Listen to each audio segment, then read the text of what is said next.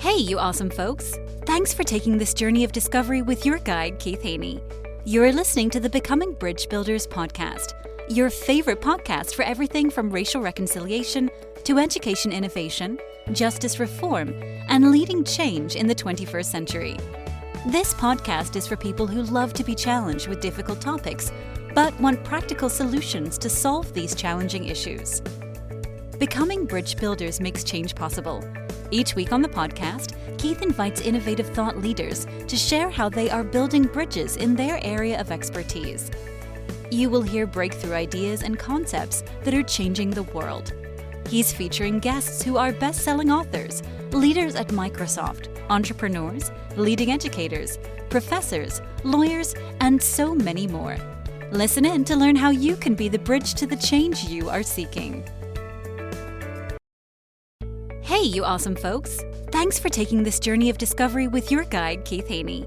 You're listening to the Becoming Bridge Builders podcast, your favorite podcast for everything from racial reconciliation to education innovation, justice reform, and leading change in the 21st century.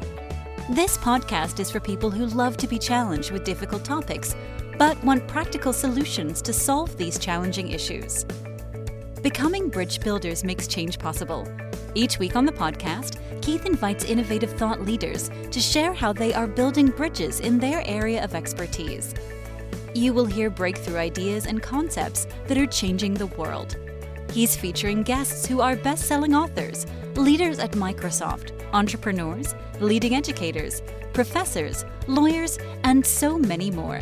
Listen in to learn how you can be the bridge to the change you are seeking. Welcome to Becoming Bridge Builders podcast, where we share stories and strategies that inspire connection, leadership, and transformation. I am your host, Keith Haney. Today, we have an incredible guest who has redefined what it means to lead with kindness, Christy Pretzinger. He is the owner and CEO of WG Content, an industry-leading agency delivering exceptional content and strategy to healthcare and brands nationwide. But Christy's impact goes far beyond business success. She's built a workplace culture rooted in kindness, personal growth, and inclusivity.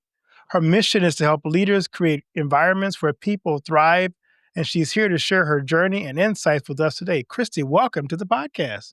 Well, thank you so much for having me, Keith. I'm looking forward to our conversation. I am too. I'm always looking forward to meeting other leaders who are transforming the world, so it should be a fun conversation. Yes. I'm going to ask you my favorite question. What's the best piece of advice you've ever received?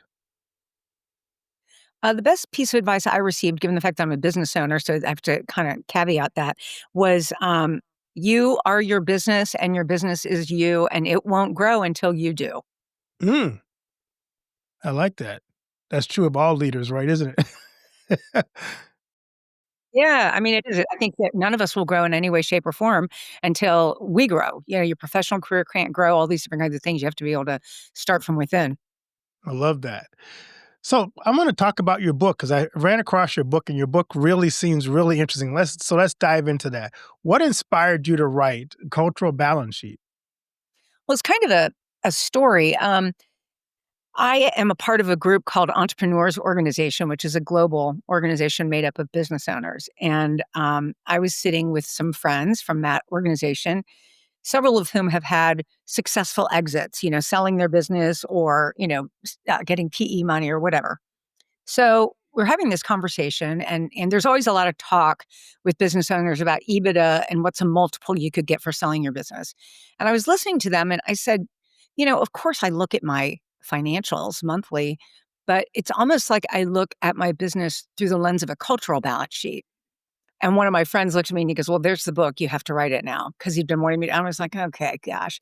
So that was the beginning of it. And then actually through the process of writing the book, which we did not do this quickly, but through the process of writing the book, I learned even more about myself and about what I find brings me joy and meaning. And I really want to help other, especially younger generations like Gen Z, find that same kind of meaning in the workplace. And I believe that it all has to start from within. And so that's why I have founded another business called the Better Leader Project. And that is all about teaching people to access their BQ, which is your better quotient, the capacity we all have to become better, not perfect. And so that's really my passion of taking what I did with my company and building that environment for people and then taking it out further to say, well, how can we create other people who will do the same thing, only better? I love that. Let's dig into that a little bit more because I think that's really cool, the idea of culture. You've said culture is critical for financial performance. Why do leaders often overlook that key aspect of that? I think it's really easy to overlook it because it's a hidden cost on a balance sheet. Mm. You don't see it anywhere. And if people show up at all on a balance sheet, they show up as a liability, not an asset, which is completely upside down world. And also, I think that it's. I see a lot of people paying lip service to culture, but not having the actual attention. They have the intention to have a culture, but they don't pay any attention to it. I even had a business owner once ask me how I had done something, and I was talking about it, and she said, "I don't have time for that." And I was like, "Okay, but don't act like you care about culture if you don't have time to coach somebody in this manner." How, I love the fact you talked about the fact that kindness is a big part of the culture. How do you make sure as a business person that you make room in your culture for kindness and compassion? Well, the thing about kindness is that I think a lot of people mistake it for weakness, and nothing could be further from the truth. Kindness isn't nice. Kindness is clarity, it's boundaries, it's all sorts of things that are more measurable, actually. But in terms of building an environment where kindness can thrive, it's something what I always say is we engineer the structure and the processes to allow for the weaving of the tapestry that is the culture. So we have, first of all, we're all virtual, but we have kindness counts events that we do every quarter where we either get together personally, I mean, in person, or we do something virtually together. But usually it's something in person, and we'll go do something in the community. We also have our 4 values are we are empowered, curious, kind, and fun. And what we do with those is several things to make sure that people live them out. One of them is I have our company newsletter, and I do an article once a month. It's every other week, and once a month I do Christie's Corner, and I will choose a value to talk about. And I might tie it to the book, something that's in there, and just really focus on what that is. So kindness would be one of those. And then what we also do in our monthly all hands meeting is we have prior to the meeting chosen one value, whatever, as we rotate through it, and we solicit nominations for employees that have demonstrated that value. So, who has demonstrated being empowered? Who has demonstrated kindness? How did they do so? And then, we draw a name out of a hat of the people that were nominated, and everyone applauds, and then they get like a gift card or something that corresponds with the value. So, it's really about keeping them top of mind. And just in my own experience, I like the fact that we just have one word values. I mean, yes, we have further explanation, but the one word, it makes it empowered, curious, kind, and fun. It's easy to remember. Whereas I do have some clients have really complicated, um, values, and they don't really do anything with it. I've also seen ones that have complicated values that actually live them out, and they have engineered processes to make sure that people do live those out. But then I've seen a lot of them where people are like, I don't know what our values are. I have no idea. Right. Which is so helpful, right? Right? Like, why waste all your time probably hiring a consultant and paying them big 6 figures to come up with words, and then nobody even knows what they are? And they can hire me to do that. I can make up big I words mean, I for was you. saying I could do that. That's I'd be right. happy to do it. I'll do low 6 figures. That's right. I am curious. I love where this is going.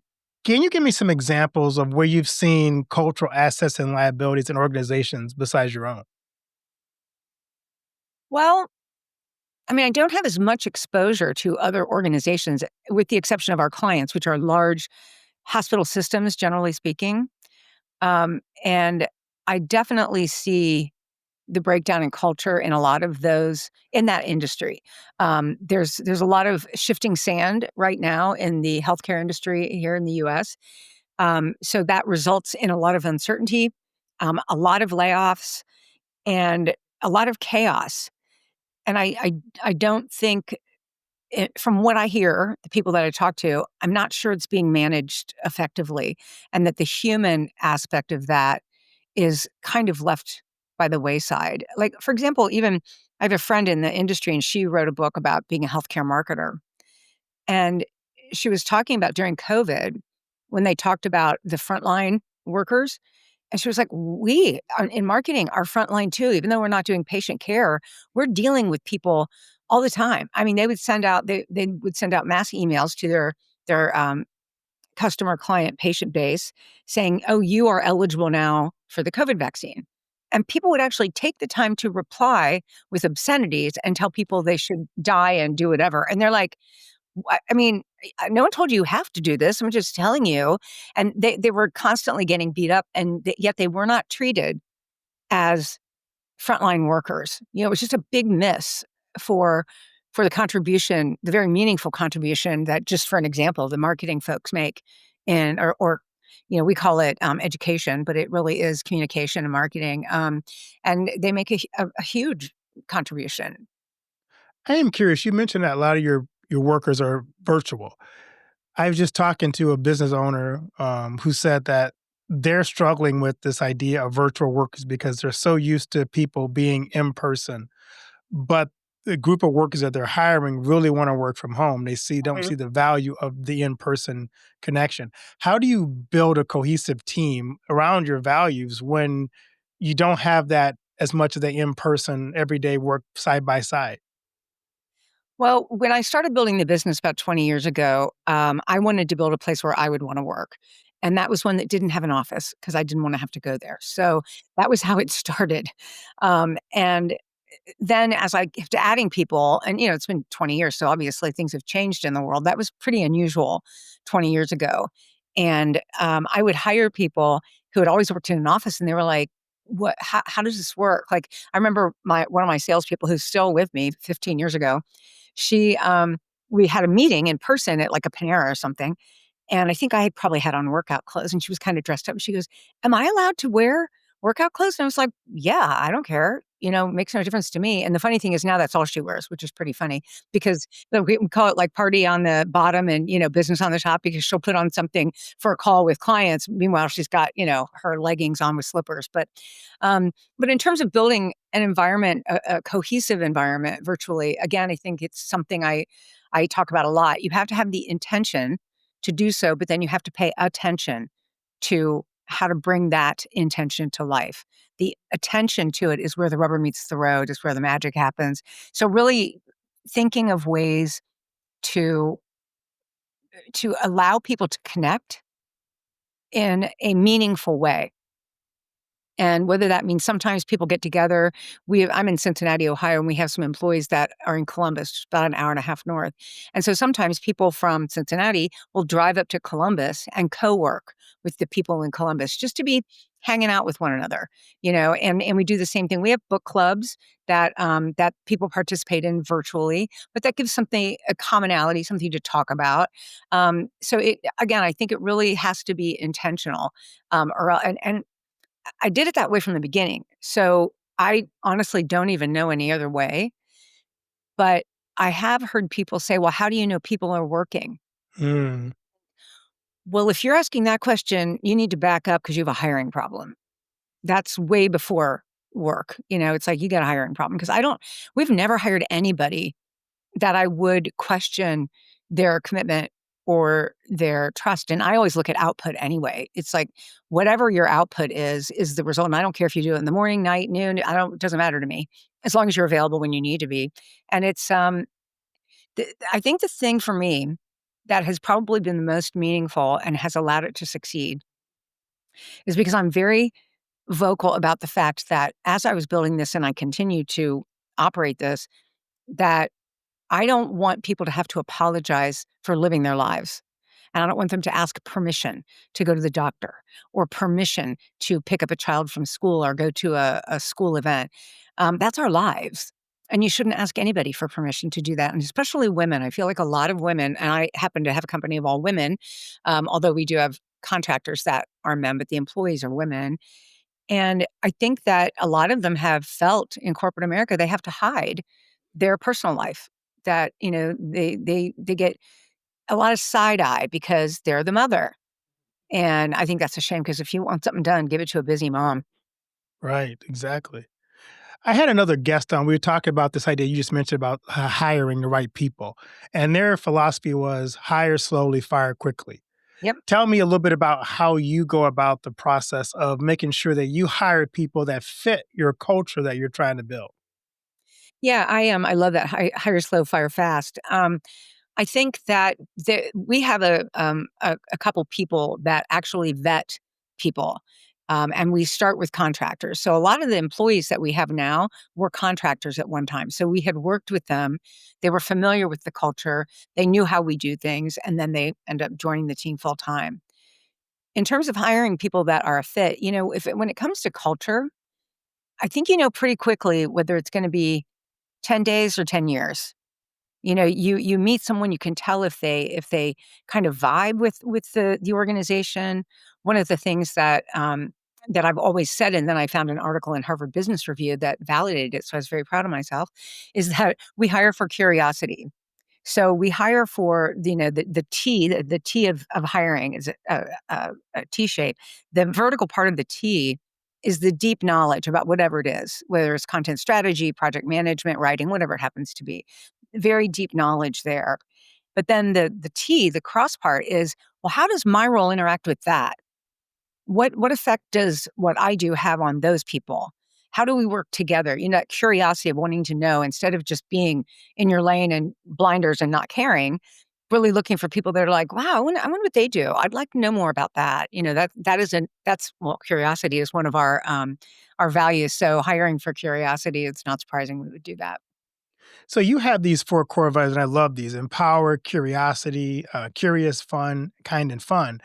How did you develop those four? Were they just part of, like, was this just Christy and you're just like, this is me and this is what my company is? Or was there something you were aiming for that became those core values for you? Well, I would caution leaders against coming up with their own values. I mean, your personal ones, that's a whole different story, but company values or team values, because you really want to crowdsource them. You want agreement and buy-in that this is the way we behave. This is how we look at the world. This is what we do. So in fact, I remember one time talking to another business owner in a small group I was in, and she was talking about, yeah, I've been locked in my office rewriting our values. I'm like, that's probably not gonna go well. It's first of all, I think that your values should remain constant. They're like I'd say they're like a thread that should, go throughout your entire organization and upon which every action can hang. The expression of those values may change with time, but the consistency of those values is very important. So people know how to behave. They know what good looks like. That's really important. Um, in terms of Tell me again what we were because I was just thinking about the, Yeah, kind no. How did you develop your four core values? I'm just, Oh, yeah, it was crowdsourced for sure, and actually at the same time, we were working on our mission, and we just did this all internally. We didn't hire you can hire people, consultants again, and pay them lots and lots of money to do this, but we just kinda worked on it together. It was a long time ago. It was probably 12 years ago at least, maybe longer. Because the mission that actually we landed on was something our salesperson actually said, and it was building relationships one word at a time. Because at the hmm. time we were called Writer Girl. So it was like building relationships one word at a time. And that is then what grew out of the values grew out of that. Like what constitutes a good relationship? What does that look like? What does it feel like to be building relationships with each other, with our vendors, with our clients' patient populations? What does that feel like? And you think, well, you want empowerment. Of course, you want to be empowered. You kind of want to be curious about the other person or, curious about what problem your client is trying to solve. And that's just the way we are, all the way down to our being. Kind is just way underrated as a value. And I think people, like I said, mistake it for weakness. It's not. It's vastly different. But kindness is just an underpinning of the way we behave with one another. And one of the things that I say in our organization, we all know about. You don't want to assume, right? Because what it does, I say, Right.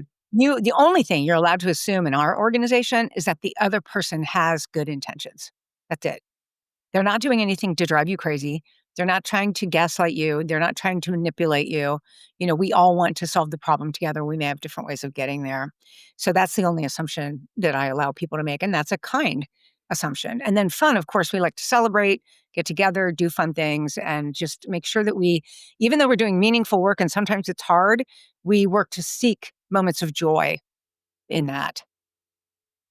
I love the fact that your book is broken down into like three different parts. You have assets, you have liabilities, and then you have equity.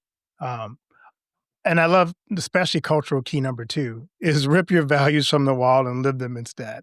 We just Yeah. talked about that. It's like having values that you just develop and never use or don't implement or live them out are pointless.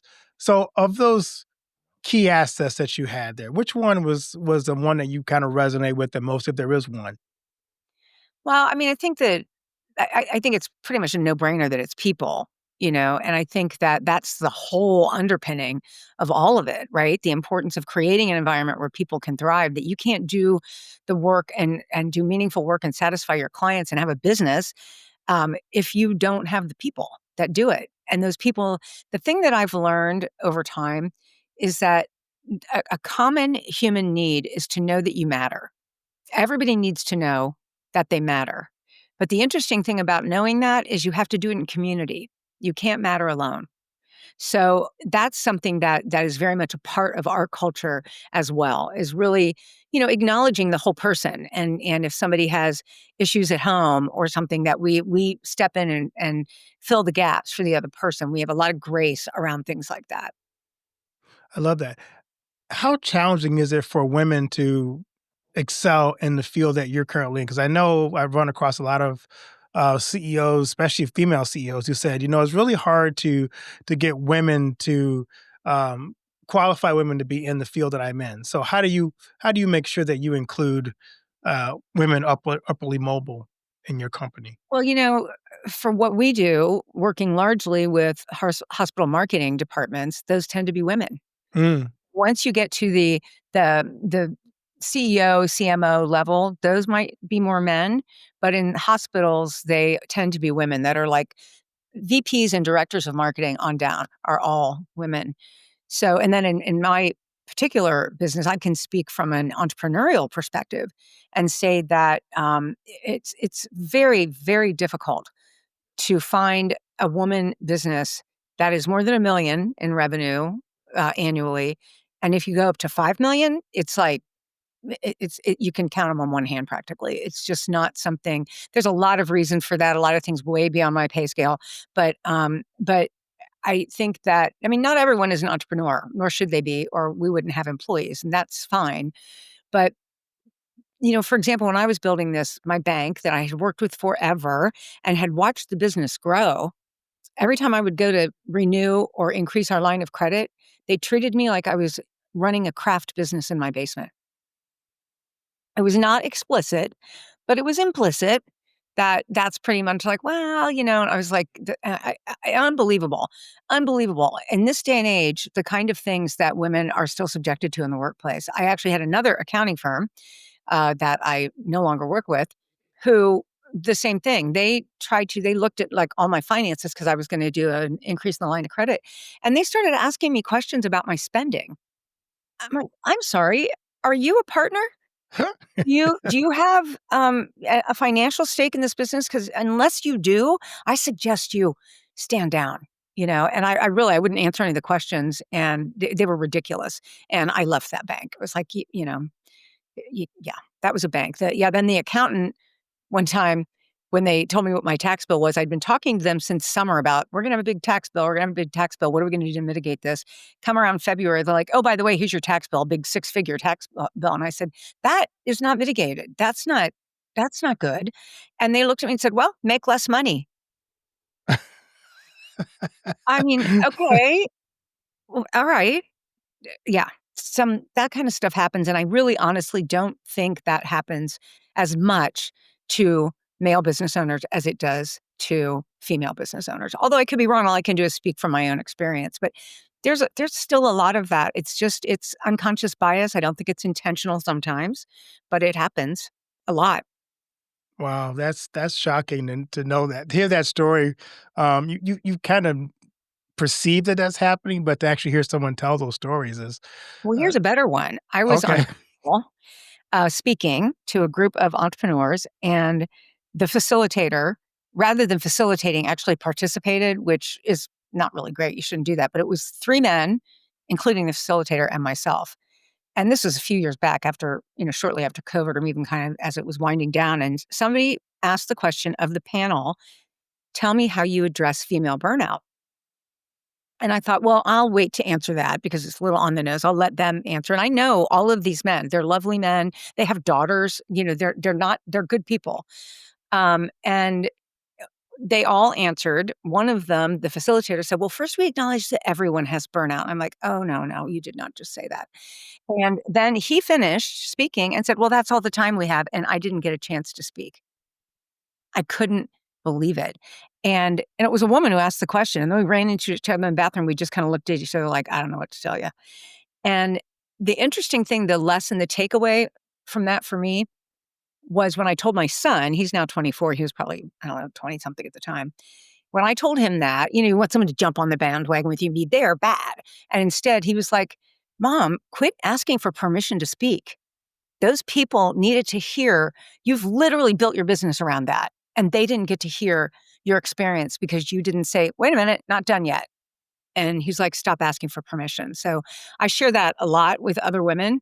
And I'm like, whether or not you are asked the question, answer it anyway. I love it. Yeah, because you're right. You probably have to step up and Yeah. not wait for people to include you in the conversation. Yes, very Sounds much like. so. Very much so. So, what are you excited about going forward? What I'm really excited about is my new business, the Better Leader Project. I'm really excited about that because I feel like the world, and especially in the United States, of course, but in the world, that we are screaming for connection. And I firmly believe that we are more alike than different. But if you follow the money, rage and division makes money for people. And it's easy to do, right? Because all you have to do is hit that amygdala and make people angry. And next thing you know, you've got a following. So looking at the world and the world that I want my son to continue to live in and hopefully maybe grandchildren someday, I think that we have to figure out how to fix that because the way I see it, we are bound and determined to annihilate ourselves. Mm, And, we can stop it. It's in our power to stop it. And so I decided to start this business around the premise of better leaders make better organizations and better teams, and better teams make better organizations. But the real thing about the Better Leader Project is helping people to access their humanity in the safety of a small cohort. Because we can, read about vulnerability all you want, but until you practice that in a safe space and it's reflected back to you, you don't know what it feels like. Because until you do it, it feels scary. It feels like weakness. It feels like wrong. But then when you do it and people are like, oh, empathetic, I get it, I see you, you're like, oh, well, that's interesting, and then through the practice of that, you're able to take that into your life. So that's what you do in the cohort of the Better Leader is you practice those skills, our human skills of kindness, empathy, curiosity, all of those skills that are the things that I believe will be what makes us survive and thrive with AI. But the problem is we're pretty bad at the right. things that make us human. We haven't rewarded that. We are very left brain about our reward system. And so much of what makes people work are the right brain soft skills. That's the real predictor of success, not your score, on a test or your grade point. So, I love it. I'm gonna give you a chance to actually answer that question and get a chance to answer on the panel. how oh, do how do you how do you deal with female burnout? well, I think that burnout, there's a lot of causes for burnout. I mean, there's a lot of people have to work, and sometimes work is hard. But I don't really, in my experience, that's not really what causes burnout. I think that drudgery certainly causes burnout. But I think the way that we address that is through boundaries. Because a lack of boundaries, meaning like, if you ascribe to the belief that the client is always right and you're at their beck and call, first of all, that's codependent. The only way I can be happy is if I keep them happy. Well, that's right there a problem. But also, if that's the premise, you haven't set the boundary that, for example, we are in East Coast time and we have clients that are in West Coast time. So I say when we start working with them, we're very clear that we work on East Coast time. Our day ends at 5:30 Eastern. If you have an emergency, we are happy to help you, but that should be the exception, not the rule. That just to set that ahead of time. And that's kindness and that's a boundary. If you don't do that, what happens is you're doing things, people ask you to do it, and you're like, yeah, okay, sure, I'll do it. That's the response. And you're really building resentment in yourself. And that resentment causes passive aggressive behavior. And unless you're a sociopath, passive aggressive behavior is exhausting. Yeah. And it can just lead to burnout. You're like, I just can't do this anymore. So I think that one of the things is to really bring everything to the surface, bring it to the forefront, and acknowledge the challenges, acknowledge the need for boundaries of many types. That was just one example, and how that alleviates the potential for some of the burnout. I love it. So what do you hope readers take away from your book, The Cultural Balance Sheet? Say that again. What do I hope? What? Readers take away from your book. What I really hope, and I really, everything I do is designed to point out to leaders of all stripes, whether you're in a corporate environment, whether you own a business, it doesn't matter. But that if you are in some sort of role of management, that is a very noble profession. It's very noble if you appreciate the privilege that you have of feeding into the lives of those you lead. And that's the undercurrent of the entire book is all of these little things that you do. Really, the bottom line is that you are affecting the lives of these people. And what I've said through my organization is that it's my sincere hope that because, again, all women at my company, but that the children of our employees see how kindly their parents have been treated and will set higher expectations for their own workplace. They won't put up with being a cog in the wheel and being used up and spit out and being told to leave your emotions at home and, put on some sort of a mask when you go to work. And I think that's where you have to start. And I know I personally have the privilege of creating that kind of environment that then can bleed out into people's personal lives as well. So for leaders hearing this and going, the Better Leader Project sounds like something I want to be part of, how can they learn more about that? They can go to christypretzinger.com, and there is information there about the Better Leader Project as well as about the book. And about the Better Leader Project, there's a form that you can fill out if you want to join the movement.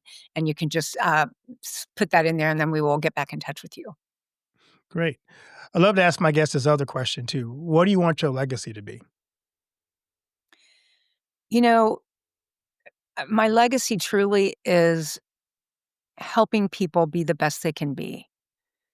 And also acknowledging that we are deeply flawed and deeply human. I want people, it's all part of the Better Leader, I want people to be better, not perfect. And to be good with that.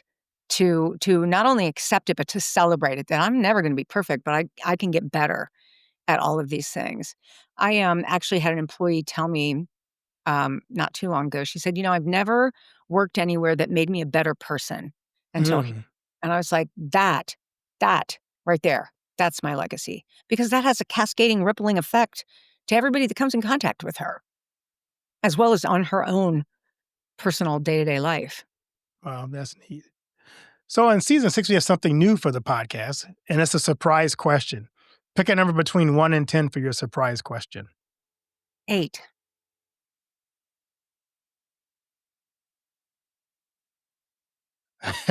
What's the worst job you've ever had?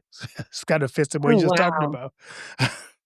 I think probably working at Long John Silver's. No offense, I love their fish, but I was in college and I worked at Long John Silver's, and you had this polyester shirt that always smelled and you could never get rid of it.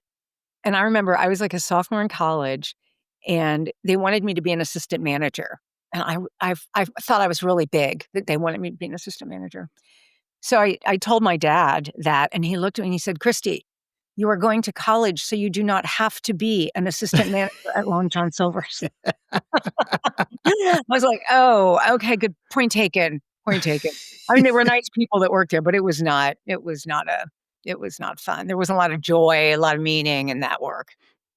So it wasn't your career goal to be No, assistant manager it's at Long not my John career Silver. goal. No.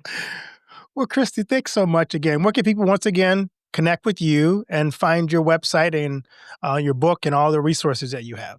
Yeah, you can find it at ChristyPretzinger.com, also on LinkedIn. Follow me on LinkedIn, please. You can reach out to me on LinkedIn. You can also find me at wgcontent.com, and all my contact information is there, and it's also on ChristyPretzinger.com. I'm happy to hear from anybody. Well, Christy, thanks so much for sharing your insights today. Your book, The Cultural Balance Sheet, Keys to Creating an Environment Where People Can Thrive, is a powerful reminder that culture isn't just a buzzword, it's a foundation for healthy, thriving organizations. For our listeners, if you want to learn more about Christy's work or grab a copy of her book, check out her website, which will be in the links below. You'll find resources like the Better Leader Project to help you start building a culture where people truly can flourish. If today's episode didn't really moved you, don't forget to subscribe, leave a review, and share this conversation with a leader who cares about creating a better workplace. Until next time, remember, culture isn't an expense, it's an investment. Let's keep building environments where people can thrive. Thank you so much again, Christy. Thank you, Keith. But act fast.